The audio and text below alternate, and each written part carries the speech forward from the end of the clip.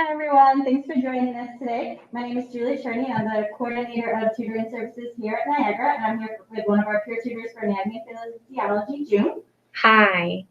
And we're here to talk to you today, basically just answer any questions students have about the course, study skills, strategies here at Niagara, and basically what she wishes she knew when she was in your spot. So hopefully, help you do well in the course and maybe not struggle as much. Learn from some of her lessons. My mistakes. I didn't want to call them mistakes. Learning experiences. Learning experiences. So I emailed the section so students were able to submit questions. So the first one we got was, how soon in advance should I study for a test? I start about a week prior, but it doesn't seem to be enough, and I end up being stressed the night before. Ooh, okay. Great question. My answer to that would be studying is not a one-size-fits-all for students. If she's like waiting until the week before an exam to kind of really try to understand the material, and you don't work really well under stress, I don't think that's the best for you. For her specific studying like path, I would suggest she start studying the material as soon as the material is released and available to her. Just study section by section as you go on. And that way, when it comes to the week before the exam, you can digest, you have digested the material little by little, and then you just need to review, right? You don't have to stress as much. I think also too, it's not how soon you start studying, but how you're studying. So you kind of talked about that too. If you're just reading your notes over a bunch of times, that might not be enough. You might need to make flashcards or draw diagrams, Quizlet, things like that. So you need to be more actively studying. Maybe make your own reference questions, things like that. Oh yeah, or teaching it to other people. We'll talk about that. A good way too. The next question was, do you think it's more important to study class notes or the textbook? Ooh, yes. So depending on the professor, a lot of them are PowerPoint-based classes now, but they require a textbook. So I would use the PowerPoint as your skeleton for all of your notes, for all of your like study guides, and then whatever like extra materials or topics that your professor brings up in class, use the textbook information to put into your notes or your study guides to supplement the material. Okay. Yeah. Another student asked or said she wishes she knew how much free time she would have compared to high school. That's definitely a big difference. In high school, you're in class 8 all day, every day. Maybe sport practice or band practice or something, and then you go home, you do homework, repeat the next day. Whereas in college, you might have a 3-hour gap in the middle of your day. So what should she do during her free time? Yes. So prioritize, right? And this is where I want to kind of say invest in a planner, right? There's free ones here that the Academic Success Center provides, and they have a ton of important dates already on the calendar, and they're updated every semester, right? Yeah, updated every semester. Definitely grab one of these because they're free. Or invest in one that you are going to like to look at least either once a day, a couple times a week. Put all of your assignments that are due for the semester in there, and then see where those gaps are, right? So in those free time gap sessions, you could focus on yourself, do some self-maintenance, take a nap, drink some water, go get food, go exercise, walk outside for a little bit, or work on classwork. Maybe that's due ahead of time. You could also join clubs, sports clubs, student government, degree-specific clubs, I know. And you can use those free time gaps to say, hey, I can dedicate this much time to the club a week, right? Especially if you're considering an officer position in any one of those. It's just a really nice way to look at all of the time you have in a given semester. So do that. That's what I would do. Okay. So the next question is, what is the Academic Success Center? So I'll take that one. Yeah. Basically, we're on the first floor of Seton Hall. That's the most important. You gotta know where we are. We offer peer tutoring for 100 and 200 level courses. Not necessarily every single course 100 to 200 level, but most of them. You meet with the tutor twice a week, average time, same time every week. It's a free service. Our tutors would have gotten at least to be in the course for tutoring, faculty recommendation, have at least a 3.0 overall GPA, and they also have completed training hours. a different video on YouTube, so go check that out. It's how to formally request a tutor. But basically, you can do it online through the Niagara website if you just search for peer tutoring, or you can do it here in the office. We also offer writing center appointments that you can make on your Miami page if you go under the resources tab. Writing center appointments are 30 minutes, and those are also free appointments. They don't necessarily fix every grammatical mistake you might have, but they can help with thesis statement, citing resources, things like that. And then we also have accessibility services. So if you needed extra testing time in high school, you want to continue that here, if you need a note taker, exams with you, things like that, that is also through our office. And then also we just meet with students discussing study skills strategies. So if you need help reading the textbook or time management, organization, things like that, that is another thing that we offer. The next question is, what happens in a typical tutor session? Yes, so once you have requested a tutor through the website, you will be asked to complete these forms. Basically, why do you want a tutor? What do you need help in? And you're going to want to have those forms filled out and submitted before your first tutoring session. That way, the tutor knows exactly how to gauge the session and kind of start studying or start going over the material. You will then be contacted by your tutor to set up the day and time that you want your sessions to start, what works for you. You'll also submit your availability in those forms.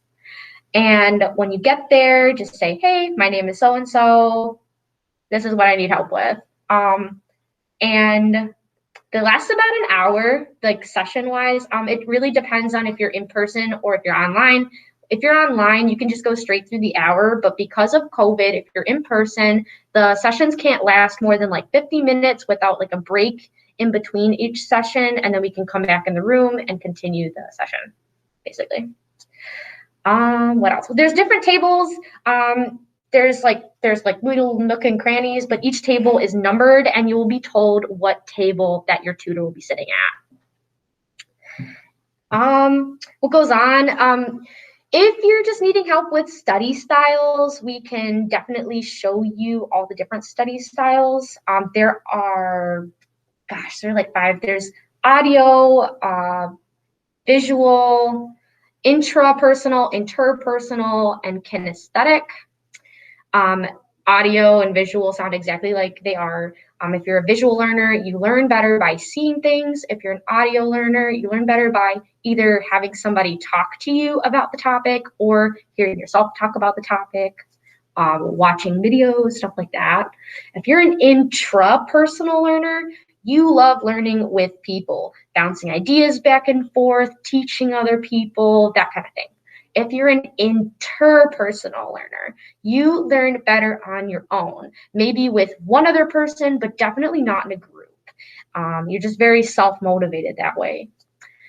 And the kinesthetic learner, you are hands-on. You need to be up and around, maybe making flashcards, doing like a scrapbook note kind of thing, or writing is a really good one.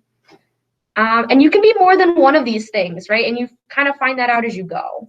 If you just need help understanding the material, your tutors are not experts.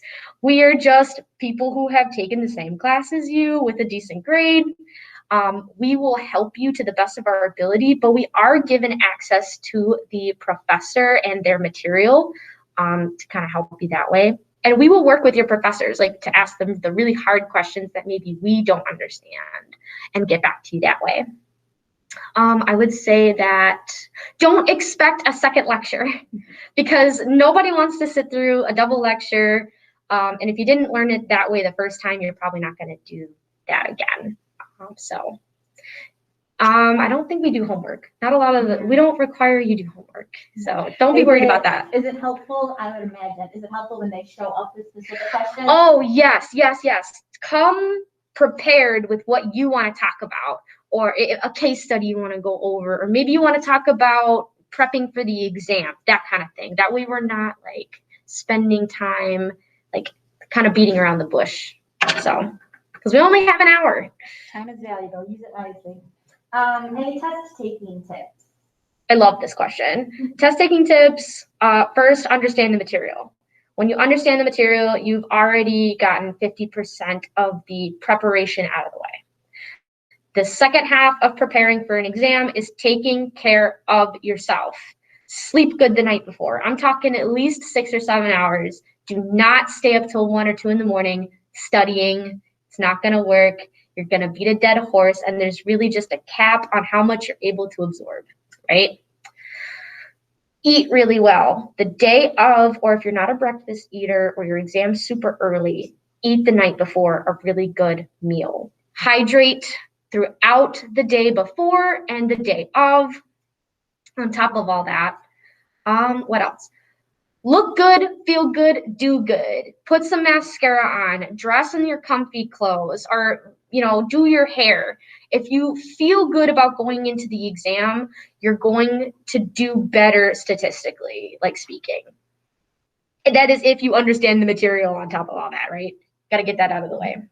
And then during the exam, if you sit in the same spot like you do during class, if your test is in person, if you're online, sit in the same spot that you sit in class online, either in your dorm or at home. What else can you do? You can eat mints or chew gum during the exam to kind of help remember information or recall stuff. What else can you do? I think that's it, right? Chew gum, really mints. good. Yeah. Sit in the same seat. And then after the exam, do not stress and obsess over the grade. A lot of the online exams will give you the grade. And if it doesn't show you the correct answers, make a time to go see your professor in their office hours and break down kind of what you got wrong, what you could do better on next time, that kind of thing. But get with them to do that. And then on our end, we can sit and talk about the exam and the outcomes during the tutoring session and kind of like show up with all the material. How did we do this before? We didn't do so well. Maybe we want to do better than we did on this exam. So we'll help you kind of study, but like in a new path towards the next exam. Okay. The big question of the video, what do you wish you knew when you were in this course? Oh, in this course? Yeah. Nursing is hard. Any of the science classes are hard. Chemistry, God bless you. I don't know.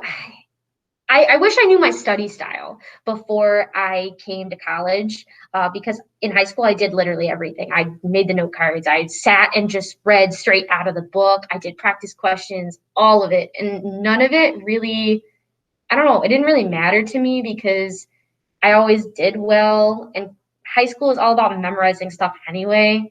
But when you get to college, you really have to understand the materials. So I would know or get to know your study style with a tutor or maybe on your own. Isn't there a link or something? Yes. So there is another YouTube video too about different learning styles and how you learn best. So check that out too. There's like a link in the comments that gives you kind of a survey that you can take, and it'll ask you different questions and you answer, and then depending on what you get, it'll talk about how you learn best. So check out that video too.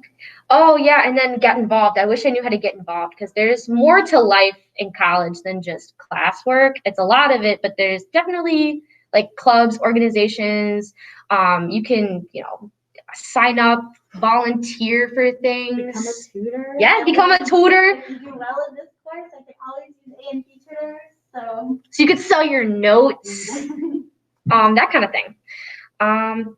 The planner, I didn't know how important a planner was going to be until I got to college. And now I have a really pretty one from TJ Maxx that I love. What's another one? Oh gosh, I don't know, besides, financial aid. I wish I knew like the ins and outs of my financial aid, what were my loans going to be, that kind of thing. So get in touch with your financial aid officer. There is one assigned to you. Get to know them. Also get to know your, what's it called? The degree audit. The degree audit, but also like the person in charge. Oh, your advisor? My advisor, yes. Yes, get to know your advisor. It can seem really like interpersonal, or not interpersonal, but very cold, but do get to know them. They're very nice people. If you are doing the academic exploration program and you end up taking like a random class that you enjoy, let them know so that they can get you towards a degree that's more focused around that.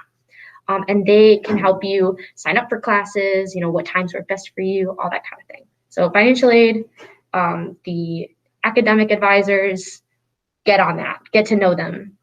Yeah.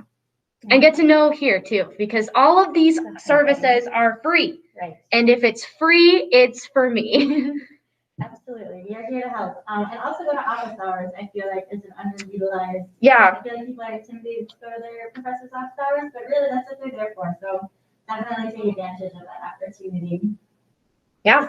Anything else anyone should know? Should know. You should know about this YouTube channel. Yeah, So you should definitely like and subscribe. There are like hundreds of other videos that we could do and upload. And go ahead and take a look at the videos that are already posted, if any of them catch your eye. If there is a question that was not answered for you that you have, comment that question. We'll read them. Yeah. Absolutely. If you have suggestions for other videos you want, we are open to suggestions also, so definitely let us know how we can help you. Yeah, that is. Thanks for watching. Yeah, thank you.